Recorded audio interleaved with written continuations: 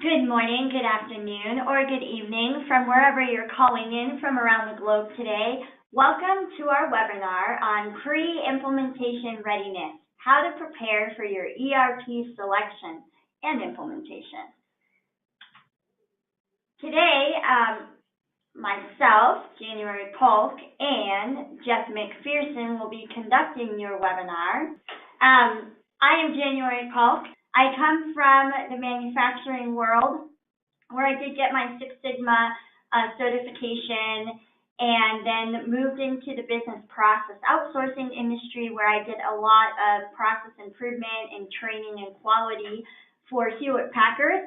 Yeah, hi there, and I'm Jeff McPherson, also a director here at Panorama. I've been around the ERP space for 20 years, from a business analyst to project manager to program manager. Kind of seen everything, been through numerous implementations and selections. And what we do here at Panorama is, a lot of what we'll talk about today is really looking to align your organizations and things you need to be thinking of before you start that technical implementation. All right, and we will be co-hosting your webinar this morning. Before we get started, just a quick special offer just for you. To thank you for your time today and listening in on our webinar, we want to give away a free 1-hour consulting session with one of our experts to the first 3 respondents after today's webinar. So stay tuned, watch the webinar, and look at the end of the webinar for details on how you can receive that free consulting hour. All right, a quick agenda. What we're first going to do is go over and give you a brief introduction to Panorama Consulting Solutions. And then we will go through the purpose of today's webinar and what we want to cover with all of you. We'll start off by talking about the top reasons for implementation failures. And then, of course, discuss why then is pre-implementation so important for you. And then we will go through some key pre-implementation activities that we feel every organization should consider to help set them up for success. And as always, we always take questions at the end of the webinar, so please jot down any questions you have in your GoToWebinar message, and we'll leave about 5 to 10 minutes at the end to answer them. So a little bit about Panorama Consulting Solutions. We are a niche ERP consulting firm. That's where we grew up. So about 10 years ago, the founder of the company started out, he was tired of the big 5 recommending specific ERP packages, and he really thought that the industry needed a niche boutique partner that would come in and really understand the company's business and their requirements and help them select the right system that would meet their business needs.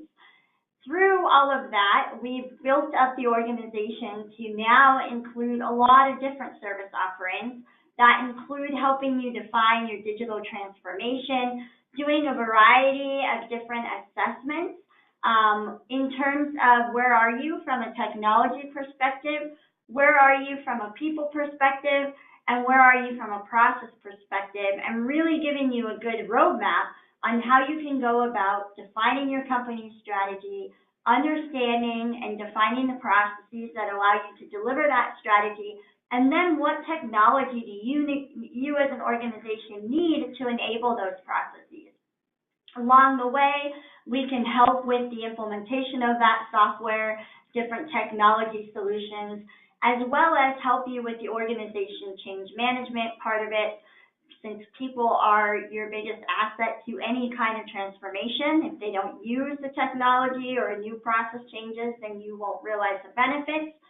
And if you are doing some kind of technology project selection or implementation and things go sideways, we also can come in and help do some project recovery or provide expert witness services, because we are agnostic in terms of technology. So we don't side with any individual technology partner.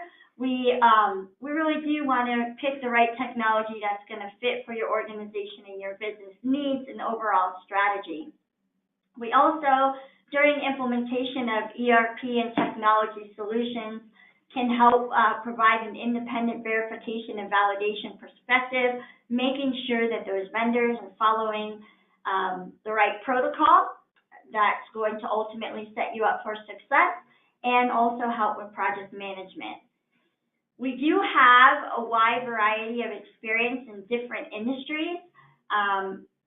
Obviously, manufacturing is our bread and butter. That's where we grew up. But we've also done a lot of projects in the last 7 years in distribution, professional services, government, nonprofit, healthcare and medical supplies. Retail is the big up-and-coming one that we've been engaged in on a lot of our projects. Energy, agriculture, food, and beverage. And we also use a global kind of team-based approach of different consultants from around the world, as well as here in our Denver office, that all have about 20 or more years of industry consulting and vendor experience. Amongst us, we have probably even more than that. A lot of our consultants and project managers hold different certifications like Lean Six Sigma. Many have their MBAs, their PMPs, or are APIC certified. And then most recently, we've started to obtain our ProSci certification for change management. And we also offer a 360-degree ERP certification program, wherein that we provide training and the methodology and tools for all of our consultants so that they all have the same templates and processes in case, for whatever reason, a project team member leaves, another project team member can come up and pick up. So we do use that same methodology and train everyone across the organization. So that's a little bit about Panorama. This just gives you a quick snapshot of some of our client experience, so you can see there's a variety of different industries represented, as well as we do have a broad and deep ERP experience, because that's where we grew up. We have a vendor team who is very knowledgeable of over 150 different software packages that they've evaluated or recommended to be implemented for our clients. And here's just a snapshot of some of those different types of softwares that we have worked with in the past. So I'm going to hand it over to Jeff to talk a little bit about what we want to cover in today's webinar. Yeah, so what we're hearing for the purpose of this webinar is discover why projects fail, and look at pre-implementation readiness and the alignment for the success of your project. So there's a lot of companies that will do a selection, they jump into an implementation, and they don't really align their organization beforehand. So remember, these projects are business projects, not IT projects. So talking about that, and then looking at what activities are we talking about when we talk about pre-implementation. Activities you need to consider. And then the warning signs, you need to be aware of. There's a lot of moving parts. You're trying to change your organization, and, just taking the time and doing this pre-implementation, we have seen organizations be a lot more successful around meeting timelines and meeting budgets. All right. So what are some of the top reasons that we've seen for implementation failures? The first one, unrealistic expectations early in the project. This really has to do a lot with number of resources, project resources that are going to be allocated to the project. What does a backfill strategy look like? A lot of times companies won't allocate a strong project team to the project and won't backfill those individuals. So those specific subject matter experts have time to provide their feedback and help design the system. The other thing that we find is there's a lot of unrealistic expectation around the time it's going to take to implement a system, as well as the budget or cost of that system. Yeah, and I think the other piece we're seeing is just really having clear, especially at the executive level and that core project team, is defining what project success is, and everyone clear on that. Because sometimes projects you have this new software and people are just trying to do too much because there's lots of bells and whistles and improvement, rather than just keeping the basics and get their replacement in. And then what we see is just poor project management and controls and really having that structure in place. So we're talking here about roles and responsibilities on the project team. When do we escalate an issue? Having the executives, when are they brought into the project? And then accountability for those different project teams and being able to address them and provide resources when project team members need them. Failure to regularly identify and mitigate project risks along the way. So that can come in two ways. A lot of times, maybe the people you have running your project don't know what these risks are or how to identify those risks. So sometimes it's really good to have a partner in there who's been through an implementation before, or people on your project team who have been through an ERP implementation that know kind of what some of the flags are, and they can raise them when they come along.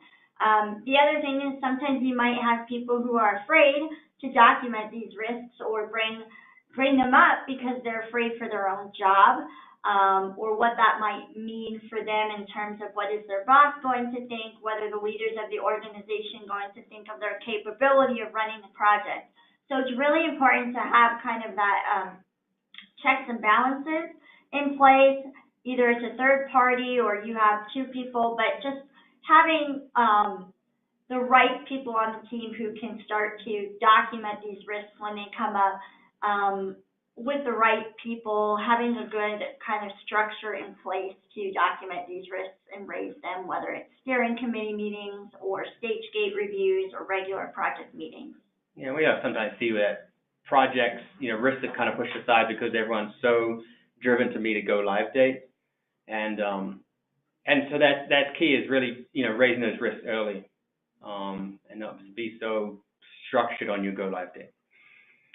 The other pieces here is unclear business processes and requirements, and this definitely comes up if you had a siloed organization with a system that allows that. Now you're going to have a lot of touch points between different functional areas, and there's a lot of confusion. How processes are going to work, how people thought they're going to work out coming out of demonstration. So taking that time to define what those processes are and getting alignment of what's best for the organization is definitely key. And organizations don't do that, the technical resources turn up and it gets dragged out right at the design phase. Lack of executive buy-in and sponsorship. This is my favorite one. But a lot of times if you don't have that executive buy-in or sponsorship, the project will usually have a false start or it won't start at all. It's really important that your executives are preaching, being visible and active, talking about the importance of this project, that they feel it's important and that they've made it a priority. A lot of times we see companies having competing projects or they compete in priority, they have a lot going on, and maybe this implementation is not top of the list. So you really want to make sure that all your executives understand what this initiative is going to take and that they back you and that they provide the resources for you to be successful, that they allocate the time needed for these resources to participate so that you can be successful. Yeah, I think there's a key piece there is as the project team, project manager, take the time to educate the executives. The majority of the time what we see is the executives make good decisions if they have the right information. If they don't, then they'll get frustrated and they will become a bottleneck. I think the big piece here is we talk about poor change management. We're talking about a number of people, people across the organization, their role's going to change, what they do is going to get changed, and people are nervous. And, this is taken lightly on a lot of projects, but it really is the key to project success, is having that time of talking about change management, people understanding their roles, what the change is, and more communication than less. And that's a lot of what January's done over a career is a whole organization change management piece. So definitely put aside budget and time for change management. Yeah, I think it's one of the ones that is overlooked, and people think they're doing change management, but they really aren't. So we'll talk a little bit about that and some of the key activities that you want to consider as well. And then the last reason that we find a lot of projects fail is because of data strategy and migration is an afterthought. I think this is a laborious task, and people don't understand the amount of effort that goes into this. Understanding what your different data sets are they clean? Are they named the right way that you want them to be named? There's a lot of time and effort to really not only just, you're going to want to take the time to define what these requirements are, how you want things named, but then also that cleanup process as well. Absolutely, and we see a lot of organizations start thinking about data migration, in that design phase, that build phase of the project, and at that point you're a step behind. And when you look at if data migration, if it is delayed, it can have, and not done well, it can have a 30% increase in the cost of your overall budget, just from a timeline perspective and just more resources. Yeah, and one thing I've noticed in some of the projects that we've consulted on in terms of their questions or things that have gone wrong, and we've come in to help kind of recover them, is that data, the accuracy of data in the system during testing goes a long way into that change management and getting that buy-in from the individual. So you want to make sure that your strategy is good and that the data that's going in and comes out is good, so that when the people are there testing that data, they can have confidence that, yes, this system is giving me the right data, and it really also goes hand in hand with getting that buy-in across the organization so that people will use the system once you go live. Yeah, I mean, I've been on projects as an end user, and you try and do that first day of a conference room pilot and testing, and it just comes to a grinding halt, and you've got everyone standing around because the data's just not just right, and then everything's delayed the next 3-4 weeks to get the next pilot. So definitely a huge key piece when it comes to timeline and resources. All right, so why is pre-implementation so important, Jeff? Let's take a look.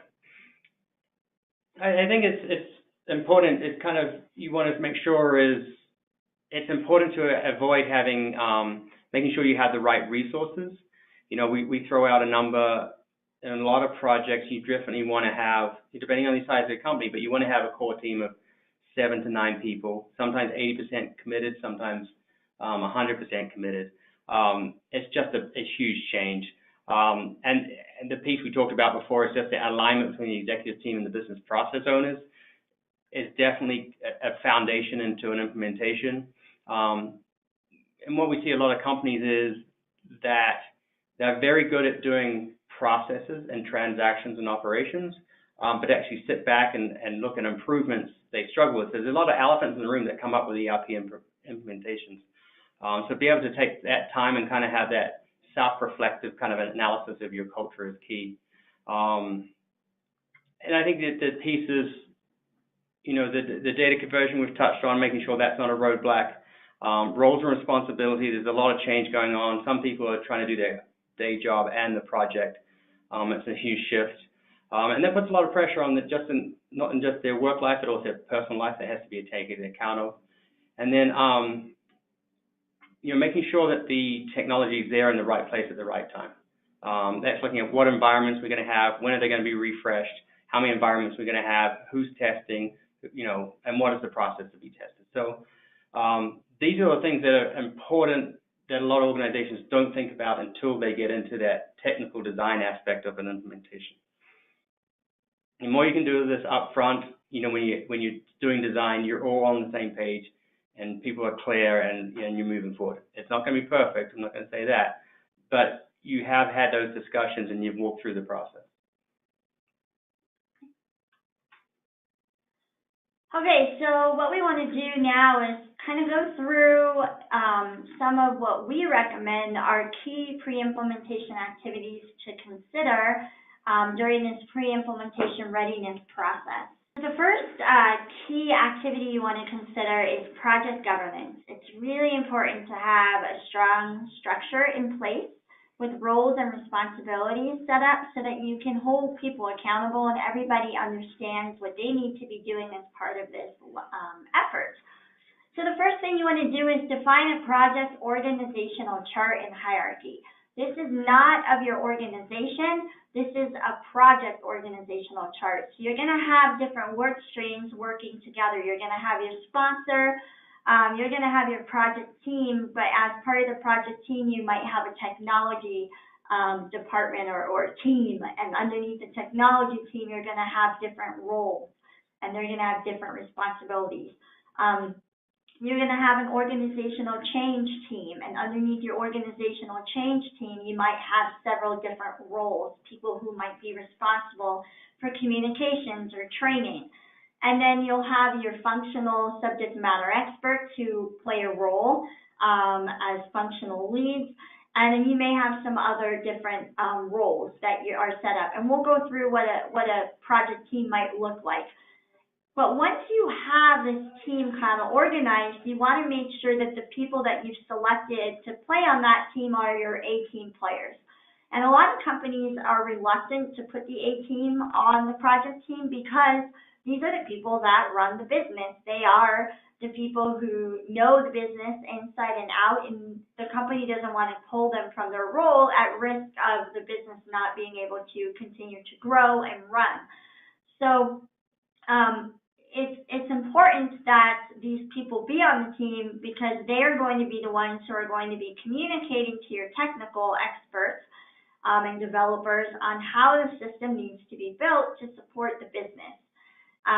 But to be able to do that, you want to make sure that you're taking into account a backfill strategy, because if you are going to pull these 18 players out of their roles, you want to make sure that they have people that can continue to do that role within the company and the organization on a day-to-day basis.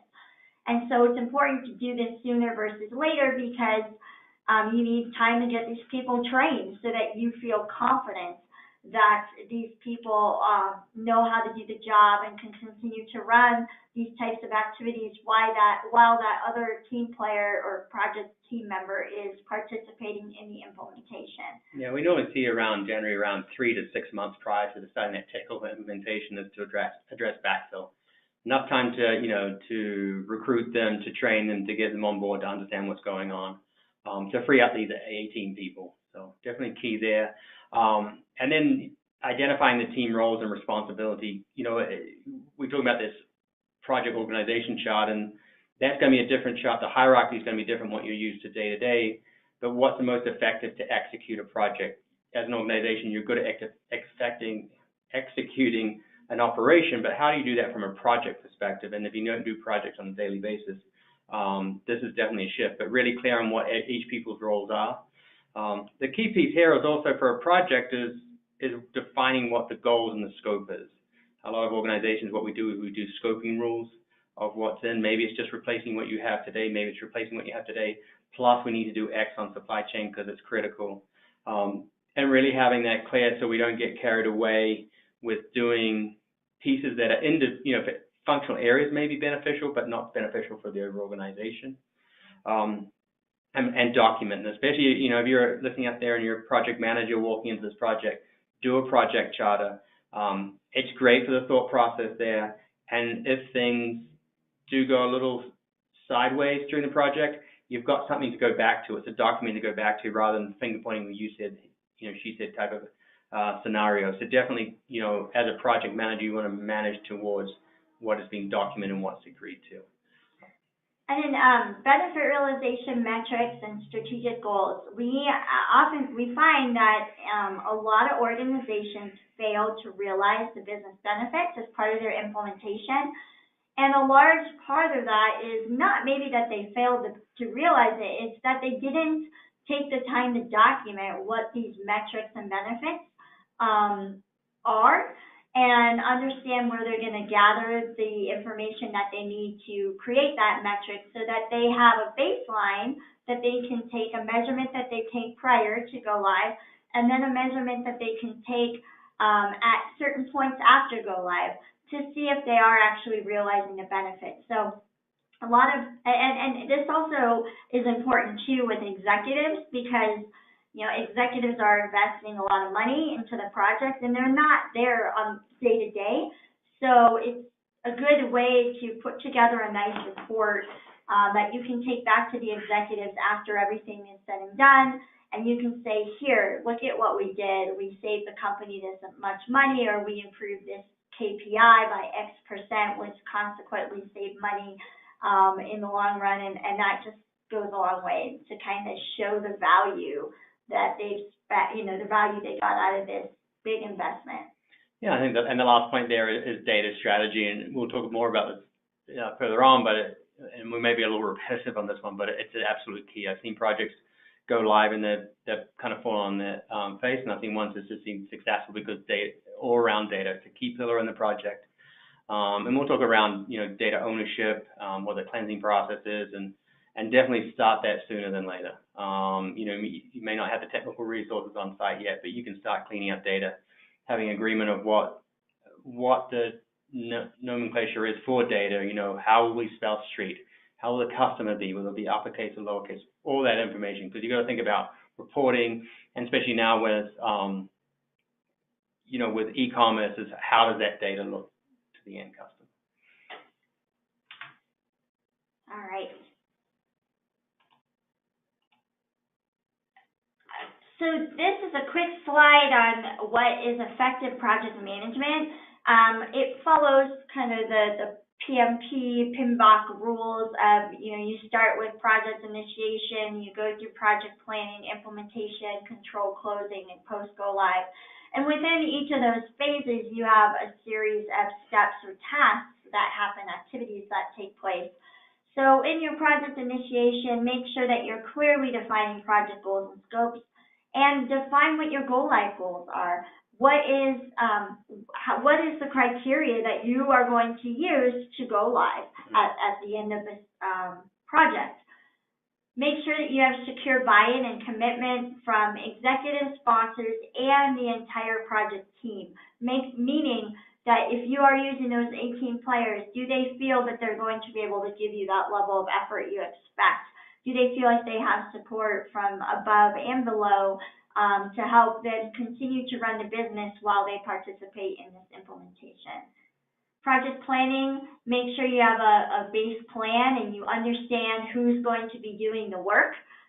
And I think that the next point there is have a detailed planning meeting with the technical vendor. And what we're seeing more of is part of the negotiation phase before you sign contracts, is that makes that part of the process. And what we see is, a lot of the times that the vendor of ours will come in and actually do that for free. So something to think about is if you do that piece. And also, you're getting real clarity on what you're signing and also the scope. So that's definitely key there.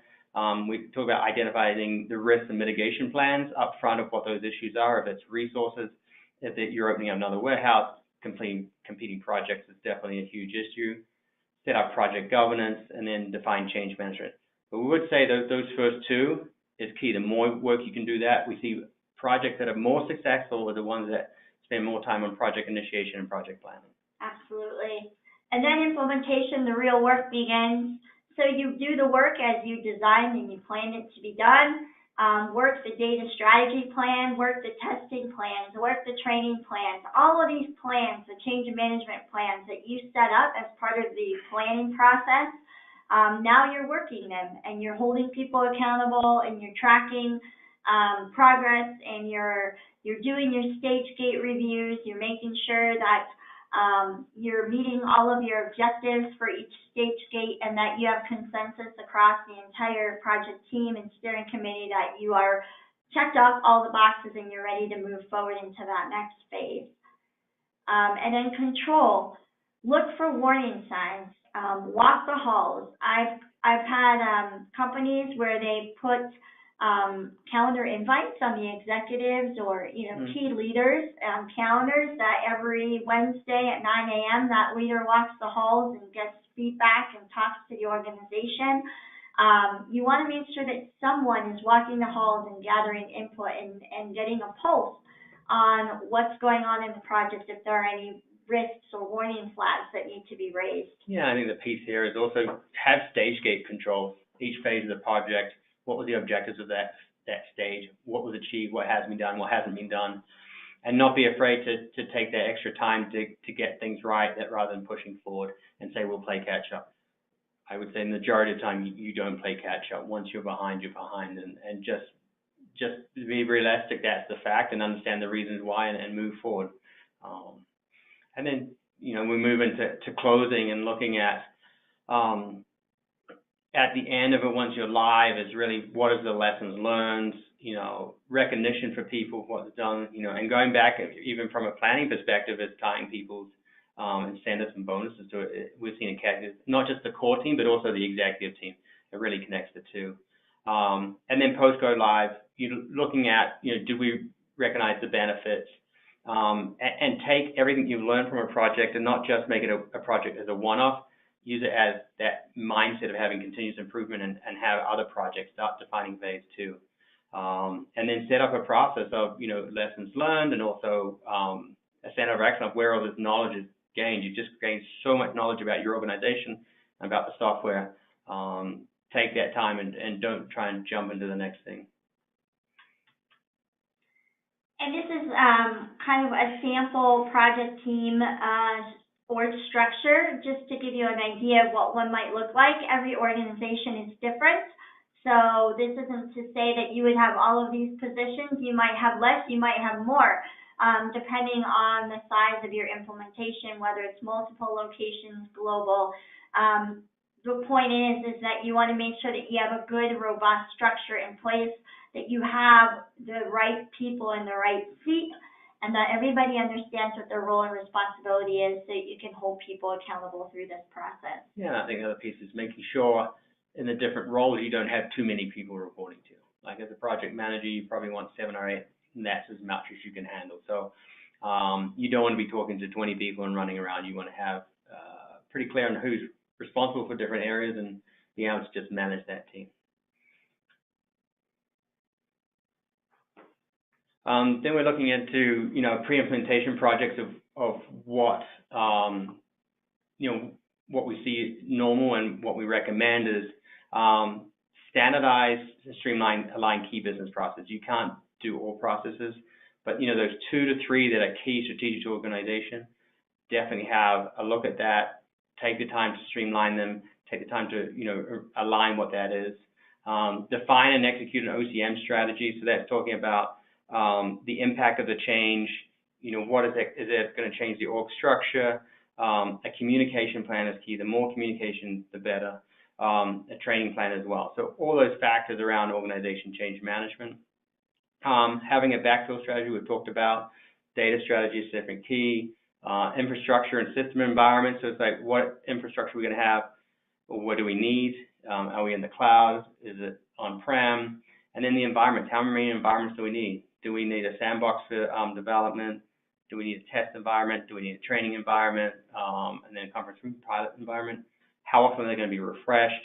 Who has access to what, and so forth. We talked about the project charter, get that signed off, get people's buy-in, org structure, roles and responsibilities, and that senior management's key. But in that, you've got to educate them, get as much information in front of them, and take more time. Do not rush that. And be their coach. Yeah, exactly. Because those senior leaders are going to be the ones who are really going to be your advocates for change and help drive the need for this across the organization. Which brings us to our next pre-implementation activity, organizational change management. These projects can be confusing. They often involve an entire organization, but it's highly unlikely that you can involve the entire organization through the process. So people are going to be unaware, or they're going to get scared about what's coming. Usually in the absence of information, people will make stuff up, and it typically isn't good. So a big part of organizational change management is really driving that awareness of why you need to do this particular project. Whether it's a transformation of your business, whether it's a digital transformation, whether it's just an ERP implementation, you want to make sure that everyone at all levels understands that it's happening and why it's happening. To do this, we conduct, and we recommend organizations conduct, organizational assessments. There's different assessments that you can do depending on the type of project that you are implementing. But usually you want to do some kind of assessment of the culture. Is the culture one that can handle this type of change?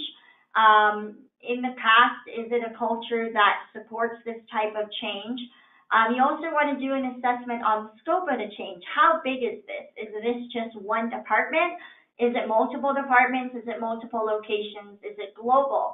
Understanding the scope of it can help you really define what your change management strategy is going to be in general, but also at the different locations, because not every location is going to be the same.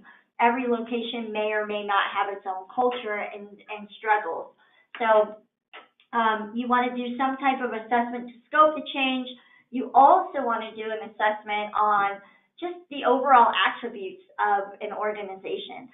Change, some organizations might be very easy, but at others it may be very challenging, and that's because of the different attributes of the organization. Are you an organization that has been through a lot of change recently? You've had a lot of projects. What is the tolerance level of people for another big project? Have you failed in implementing past projects? What is the risk of that on this project? How are people going to respond? Is that going to create more resistance among certain departments or individuals or the organization as a whole? So understanding your attributes and where your resistance might lie, or the desire to change might lie within your organization helps put a good strategy around addressing resistance. Assessing your sponsors. So we talked about having your project org structure. These people become your sponsors. And a lot of times what we do is we say we would like you to bring it down to that mid-level manager, because like I said, those are your advocates for change. They are the ones who are working directly with the end users, and they're going to be the ones who are going to communicate the reason why we're changing, communicate what the impacts of the change are going to be, how that's going to affect people, and what are you going to do to make sure that these people have the knowledge and the ability to make this transformation. So understanding whether your sponsors have the right skill sets to be a sponsor and a leader, and also do they have that desire is really key. And if they don't, what do you need to do to get them there? So that kind of goes back to what Jeff was talking about, educating your leaders, your senior managers, your managers to be good change champions. All of this helps you define, like I said, that change management strategy, and it also helps you develop an organizational change communications plan. Because every organization is not going to have the same strategy. There are key change management activities that we recommend organizations do, but each activity is going to be refined based on the needs of your particular organization. So these assessments help tailor that so that your communication plan is tailored to address the right stakeholders with the right messages, with the right vehicle at the right time, that your resistance management plan targets the right individuals to help create that desire, that your coaching plans are set up specifically based on individual needs or department needs so that you're giving the right knowledge and assessing the skill sets and giving them the ability to make these changes.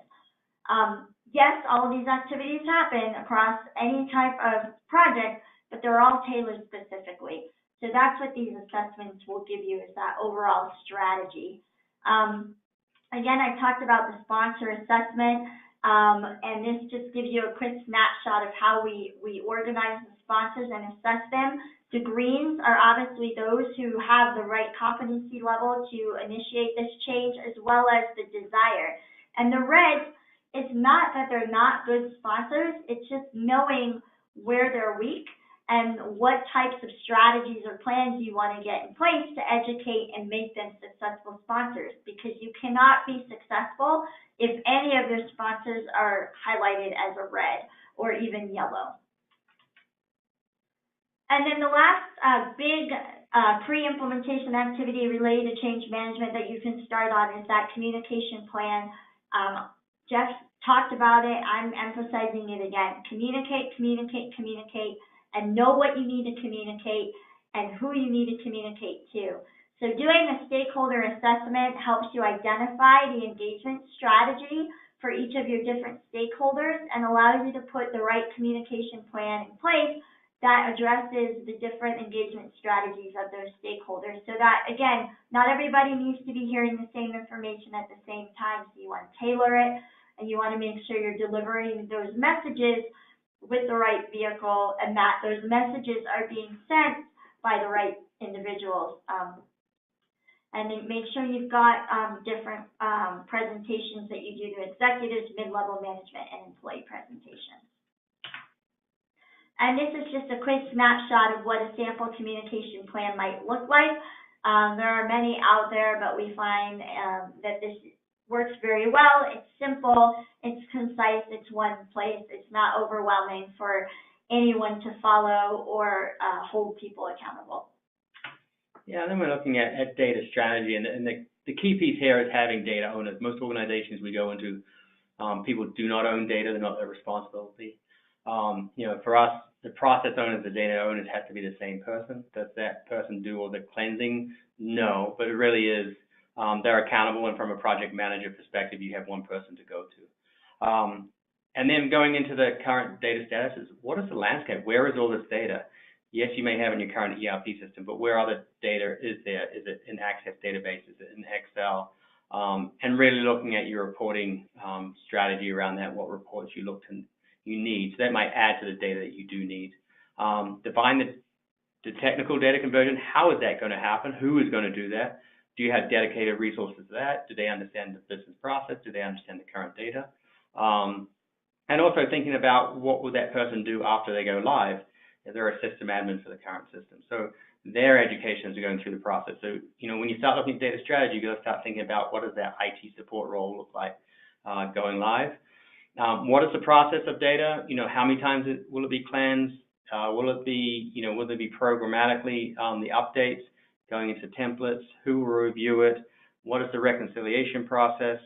And then also the non-systematic data cleansing resources and that process. Definitely define that. Data reconciliation, just mentioned that piece of it. And then what data is needed for the new business processes. So that may have to be created for the organization and thought through.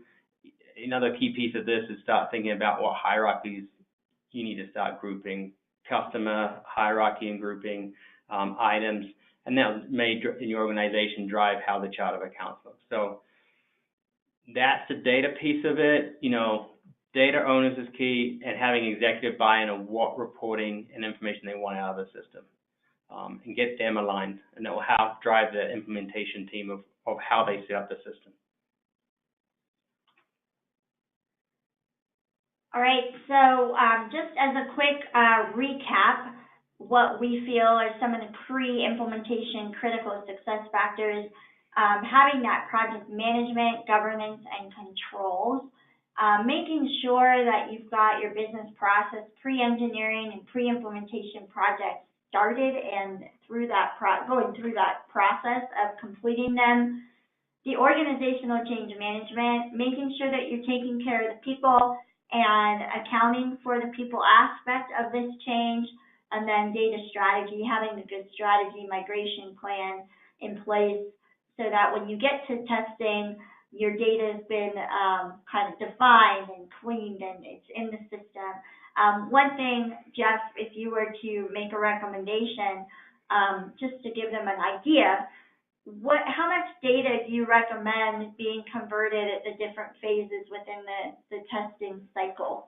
Yeah, ideally, in that first conferencing pilot, you probably want 30-40% data. Second one, it gets up to 60-70, and the last one, you're pretty much 100%. In saying that, we are seeing a trend where companies are kind of outsourcing that data conversion to specialized companies, and we are seeing, that first pilot is around 60-70%. They're spending the extra money around data because they see the importance of it, but they're actually seeing the huge benefits of it. So that's kind of what we're seeing so far. Yeah, and I think that just reemphasizes why it's important to start on it sooner, because those pilots come up pretty quick, and if you're not ready with the data, Yeah, no, that's a great, it definitely is. And the one thing we're hearing a lot of when we're walking into clients, they'll say that they're a distributor for ABC or they're a manufacturer. But after you have that conversation, they're like, we're really a data company. I mean, everyone right now, data is key for them to be successful in this day and age. It's data's driving their business decision. It's, available to promise to the customer, the whole Amazon experience, my product's arriving on this day, it always arrives on this day. I mean, that's the piece that where the companies are getting their competitive advantage is around data. Absolutely. And then the piece is, we generally mentioned before, we've got the 1 hour of free consulting time.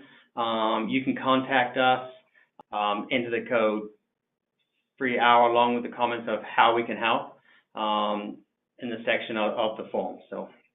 Yep, just let us know what you're looking for and we'll get the right expert on the line with you. And then lastly, before we take some questions, just wanna, if you liked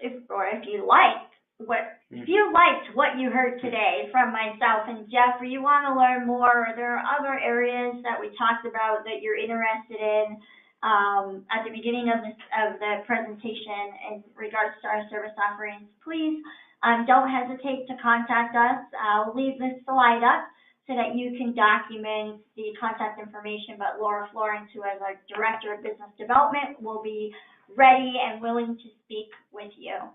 So let's take a couple questions. All right, the first question we have here is, who should participate in pre-implementation activities? All right, you want me to take a stab at that? Sure. Okay, so I'm going to give the consulting answer and say everyone. No, really, it should be your key project team. I think once you come up with that project team structure, that's your team that should be participating in these pre-implementation activities. Yeah, you really want those process owners in there, the data owners in there, and keeping the executives in line of what they're doing and why they're doing it, because a lot of executives are like, why can't we start implementing this system? So really educating them, come back to the point that it's a business project and we need to align, and talk about the cost savings and the time savings. The next question, how long should a company allow for pre-implementation readiness? That's going to, depend on a number of factors. If you're a continuous improvement company now, it's probably shorter. If you have an old system that's 15 years old and things haven't been looked at for a while, it'll take longer. So, and the size of the company, but anywhere between 2 to 6 months. Okay. Okay. Is one activity most important than the others? I know you have a comment. I say change management is really important, just because you want to understand what, you want to start driving awareness, I guess is what I want to say earlier, because then you start to drive that desire so that you're hedging against that resistance as much as possible. But go ahead, Jeff. I wouldn't. I think one is, if you pick any one, you'd fall over somewhere else. Yeah. So I agree. It's that change management aspect of it. Lock in that project charter. Lock in your data strategy, and focus on what makes you what you guys are as a company now on key business processes. Those four would be the ones that I'd focus on, and get people aligned with that. And in doing this pre-implementation, it really is a test of how fast and how much change your organization can handle. So it's a good test in looking as you try to plan out the whole implementation of like, who's really on board, who's really willing to change, right? There might be a lot of people that want change, but who's really wanting to, want change. to change. Yeah. Yep. And then we have time for one last question, and it is, what is the impact if you don't do implementation readiness? Yeah, I think that the piece is for us is you want to align the organization before you hit that technical implementation. You don't have that alignment. So basically it's kind of a Congress mentality. You just kind of push things down the road and you have to address it later. And it becomes a bigger issue and it's more expensive because in design and build phase of implementation, you're trying to do all these things at once. And so your timelines will slip, frustration will go up, and then it just gets a little, and the stress levels go up and it gets frustrating pretty quickly. So take the time, be patient, be realistic of how long these things take to do, and just how long, how much change an organization can handle, right? Absolutely. Overall, right? Yep. And that's where you do that scope of change and, that organizational attribute assessment. It gives you a good idea of the tolerance and what's realistic. Exactly.